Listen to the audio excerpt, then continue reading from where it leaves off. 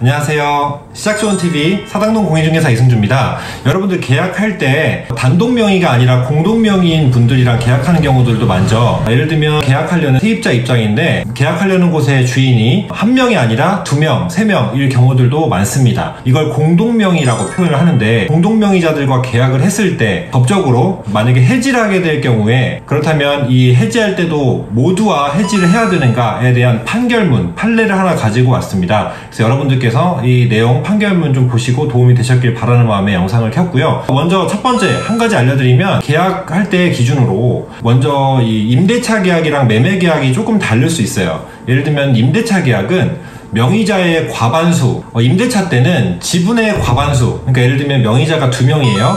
근데 한 명이 10분의 6을 가지고 있고 한 명이 10분의 4를 가지고 있습니다. 그랬을 때는 이 10분의 6을 가진 지분의 반을 넘었다 해서 과반이죠. 반을 넘은 사람이랑만 단독 계약을 해도 유효합니다.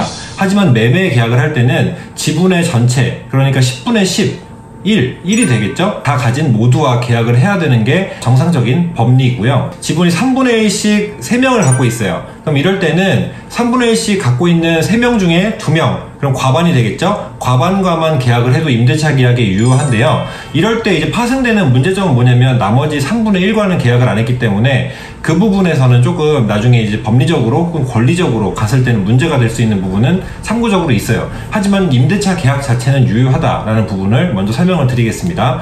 다시 추가적으로 매매 계약에는 지분권자의 전원과 매매를 해야 되는 거, 이건 다시 한번 알아두시면 좋을 것 같고요. 자, 그럼 참고적으로 일단 하나 설명을 드렸고 이제 판결문 설명을 좀 드리겠습니다.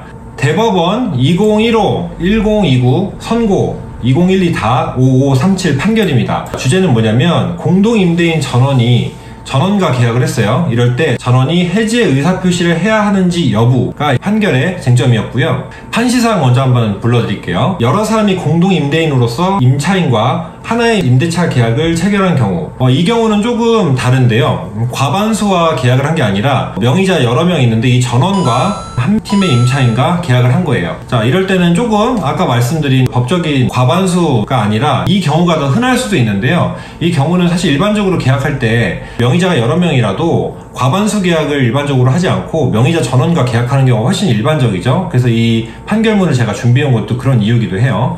자, 그래서 다시 읽어드릴게요. 판시사항, 여러 사람이 공동임대인으로 임차인과 하나의 임대차 계약을 체결한 경우 공동임대인 전원의 해지 의사표시에 따라 임대차 계약 전부를 해지하여야 하는지 여부. 자, 추가적으로 이러한 법리는 임대차 목적물 중 일부가 양도되어 임대인의 지위가 승계됨으로써 공동임대인으로 되는 경우에도 마찬가지로 적용되는지 여부. 자, 이 얘기는 뭐냐면 지분이 일부씩 있는데 그 중에 일부가 명의자가 바뀐 겁니다. 자, 이럴 때 이제 임대인의 지위가 이 일부는 또 승계가 되겠죠. 다른 사람으로. 이럴 때도 해지를 이 전원과 해야 되는지 여부를 좀 판단을 한다는 거예요. 자, 판결 요지를 설명드리겠습니다. 민법 제547호 1항은 당사자의 일방 또는 쌍방이 수인인 경우, 이럴 경우에는 계약의 해제는 그 전원으로부터 또는 전원에 대하여 하여야 한다라고 규정하고 있대요. 자, 결론적으로는 그 전원에 대해서 해지를 해야 된다는 게 이제 판결의 결론이라고 보시면 될 것 같고요.